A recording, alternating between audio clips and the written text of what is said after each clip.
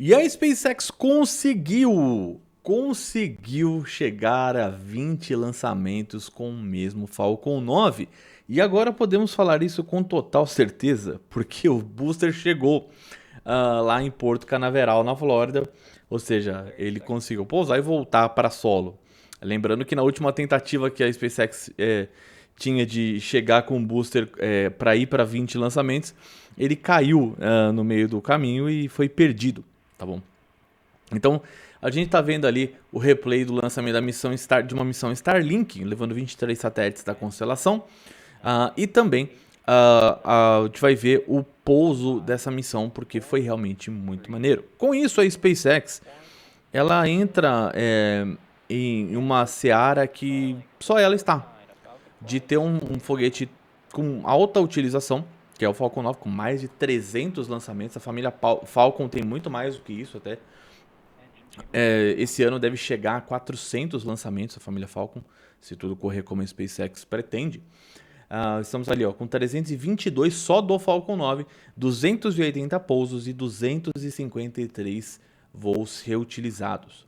Então, se tudo correr bem, a SpaceX chega esse ano a 300 reutilizações e quase 400 lançamentos. Vai dar 400 lançamentos se tudo der certo. O que isso significa? Uma economia de custos, uma redução de custos brutal.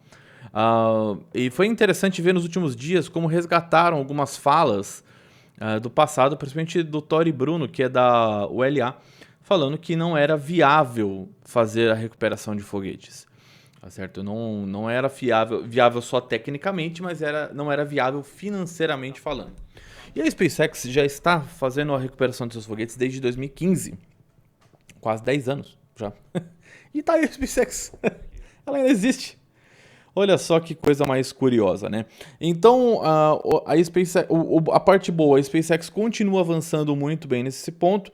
Não duvido que esse ano cheguemos a ver algum booster próximo dos 25 ou até 30 reutilizações. No caso aí seria esse próprio booster B1062. Tem outros boosters também da SpaceX que estão para chegar nos 20 lançamentos, então não é o único, ainda mais porque a Starlink vai continuar lançando muitos satélites, então a gente vai ter vários lançamentos acontecendo ao longo das próximas semanas.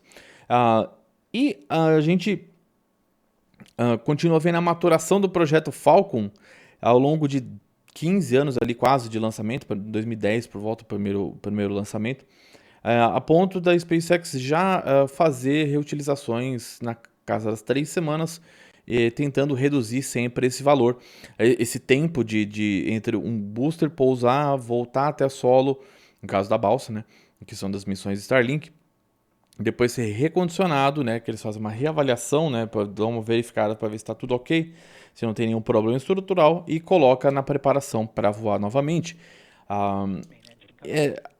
A gente viu o único veículo a voar tantas vezes e ser reutilizado foi o ônibus espacial. Tá? O orbitador do ônibus espacial, para ser mais específico. Tá? E aí a gente... óbvio que o Falcon 9 tem mais lançamentos do que o ônibus espacial, mas não tem a mesma quantidade de reutilizações ainda. Isso vai acontecer no momento...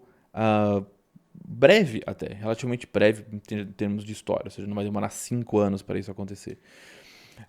Com isso, a SpaceX ela vai continuar sendo a única empresa a recuperar foguetes do tipo um tipo de pouso retroimpulsionado, né? Pouso retroimpulsionado, pouso vertical retroimpulsionado, que é o termo que a gente utiliza.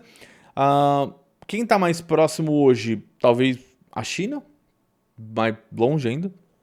Impossível? Não é impossível.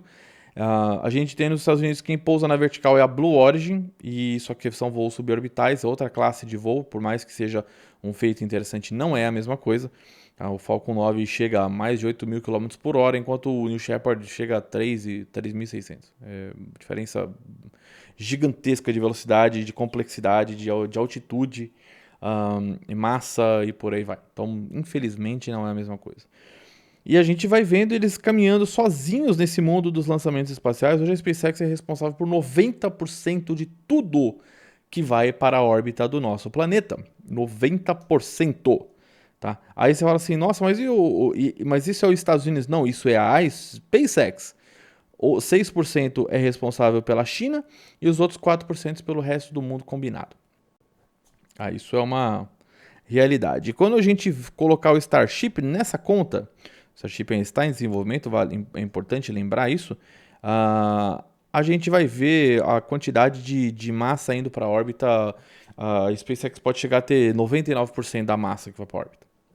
Porque não tem ninguém que consiga bater o Starship hoje ao tudo que a gente viu, tanto da SpaceX quanto da concorrência, entre aspas, ali, né, das outras empresas, das outras agências. Então, cara, como é que esse mercado vai se desenvolver com um monopólio tão grande é muito interessante, mas eu falo que houve um erro de desenvolvimento ao longo do tempo, onde a gente escolheu um caminho que talvez não foi o melhor de engenharia. Tá? Isso acontece com várias coisas diferentes ao longo da história, tá? Não é o primeiro setor que a gente comete erros, o setor espacial tem erros que a gente cometeu no passado, por exemplo, um deles é o GPS. A gente poderia ter liberado o GPS ainda nos anos 70, a gente resolveu, a gente como humanidade, tá? Não como país, que foi os Estados Unidos que resolveu liberar, só nos anos de 1990, né? 98 para ser mais específico, com Bill Clinton. Imagina se o mundo tivesse o GPS 20 anos mais cedo, né? Como é que não seria interessante o mundo que a gente vive? Então, o que eu vejo é que a gente tomou um caminho talvez por segurança. Ele tomou um caminho por segurança, principalmente depois do que aconteceu com os ônibus espaciais, depois do que aconteceu com a Apollo 1, com a Apollo 13, com Columbia, onde a segurança passou a ser a prioridade, que é o correto, sim, a segurança é a prioridade, porém, quando você não está falando de voos tripulados, você tem que arriscar mais, porque você está fazendo o negócio avançar. Mas o negócio é caro. Mas a SpaceX faz isso parecer extremamente fácil e ninguém consegue fazer igual. Isso é algo que é realmente muito, muito impressionante de ver como uma empresa consegue lançar tantos foguetes com uma taxa de falha tão baixa e com uma segurança de voo como um todo, tanto para carga quanto para cápsula de carga, que é outra categoria, e seres humanos, né, tripulação, com a mesma segurança. A SpaceX fez 322 lançamentos com o Falcon 9 e fez mais 322 com o Falcon 9 e mais 9 lançamentos com o Falcon Heavy. Ou seja, são ali 331 lançamentos ao total e 2 falhas, uma apenas em voo. Tá? Nenhuma falha no Falcon Heavy. Então, isso é um número muito interessante. Tá certo? É o foguete mais seguro que a gente já fez na história. Porque não adianta só o foguete ter um lançamento ter dado certo, mas ele tem que ter uma quantidade de lançamentos, uma ponderação com relação à quantidade de lançamentos. E a SpaceX nada de braçada em cima da ULA, em cima da Rocket Lab, em cima da China, em cima da Rússia e por aí vai. Tá bom? Mas o que vocês acham dessa história? Acha que o Falcon 9 vai chegar a 25, 30, 40 lançamentos como é o Elon Musk?